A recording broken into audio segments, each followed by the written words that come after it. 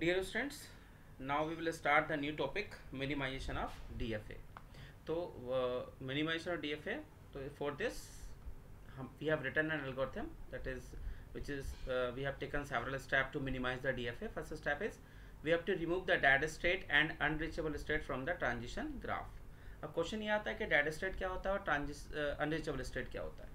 तो all those non final states which transit to itself for all input symbols in sigma are called dead state, right? For example, we have taken, let's say, two input symbol a comma b and a state q, and this state q is said to be dead state कब, अगर ये q, if q is not member of f, ये final state नहीं होना चाहिए. And दूसरा, अगर if Q के A इनपुट करने पे हम कहाँ रीच करें, Q पे, एंड Q के B इनपुट करने पे हम कहाँ रीच करें, Q पे. तो then this state is known as dead state. Suppose करो मैं एक एग्जांपल लेता हूँ. यहाँ पे मैंने लिया Q not start with A का DFA बनाते हैं, जहाँ पे हर एक स्ट्रिंग किससे स्टार्ट हो, A से.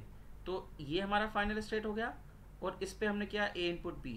ये क्या कह रहा है, all those state with transit to itself for all input. ठीक है, तो यहाँ पे भी तो कर रहे हैं हम, but this is final state, क्योंकि Q क्या होना चाहिए, non final state, right.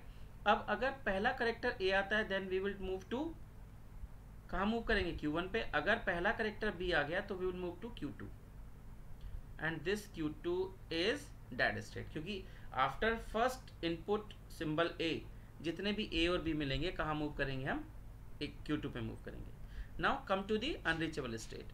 Unreachable state as the name imply, जिस स्टेट पे हम पहुंच ना सकते हो, बट कहाँ से नहीं पहुंच सकते हो, only from initial state.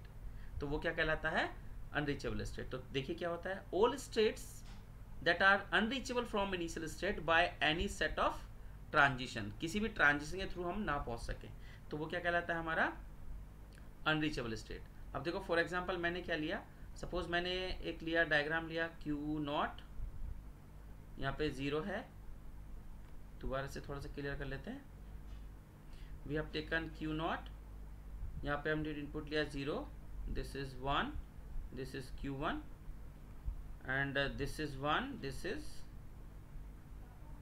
Q2. ये हो गया हमारा फाइनल स्टेट, राइट. और यहाँ पे हमने क्या रखा है, 0,1.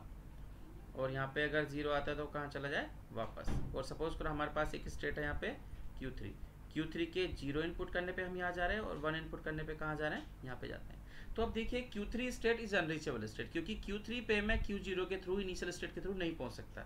Q0 पे अगर देखो, Q नॉट पे अगर हम वन इनपुट करते हैं तो कहाँ, Q नॉट से कहाँ जा सकता हूँ मैं, Q1 पे. और कहाँ जा सकता हूँ, Q2 से.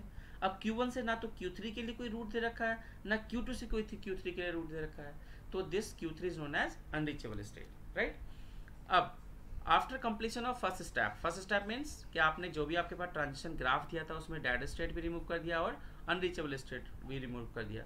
Then we will come to step 2. Step 2 में क्या करेंगे, जो भी अब बचे हुए स्टेट्स हैं, किसको रिमूव करने के बाद, डेड एंड अनरीचेबल, हम एक टेबल बनाएंगे, right. And come to this step 3. In step 3 we will split the table, जो भी हमने स्टेप 2 में टेबल बनाई थी उस टेबल को हम 2 पार्ट्स में डिवाइड करेंगे, that is T1 and T2. T1 क्या कंटेन करता है, T1 contain all non final state. T1 table में कौन से स्टेट्स रहेंगे, जो सारे नॉन फाइनल हैं, या we can say that T1 table में वो सारे रो रहेंगे जो नॉन फाइनल स्टेट से स्टार्ट होता है, एंड T2 में सारे वो रहेंगे जो फाइनल स्टेट्स हैं, या वी कैन से दैट कि T2 टेबल में वो सारे नंबर ऑफ रोज रहेंगे टेबल के जो किससे स्टार्ट होता है, हमारे फाइनल स्टेट से. Next come to step 4. Step 4 में क्या है कि we will find the similar row. क्या फाइंड करेंगे, सिमिलर रो फाइंड करेंगे. ठीक है, सिमिलर रो का मतलब क्या होता है कि सपोज करो मैं एक स्टेट Q पे हूँ और A इनपुट करते हैं तब भी हम P पे पहुँच रहे हैं. दूसरा स्टेट है R और इनपुट करते हैं A तब भी हम P पे पहुँच रहे हैं. Then we can say that state Q and R are similar. हमारे स्टेट Q और R कैसे हैं, सिमिलर हैं. और हमें क्या करना पड़ेगा, इन दोनों में से किसी एक को रिमूव करना पड़ेगा, राइट. जैसे मैं यहाँ पे लिख देता हूँ. अब देखिए यहाँ पे है क्या, यहाँ पे Q and R is element of Q minus F, where है, जबकि P is an element of Q, right. So we can say that P and R similar. कैसे हैं, सिमिलर. तो वी हैव टू रिमूव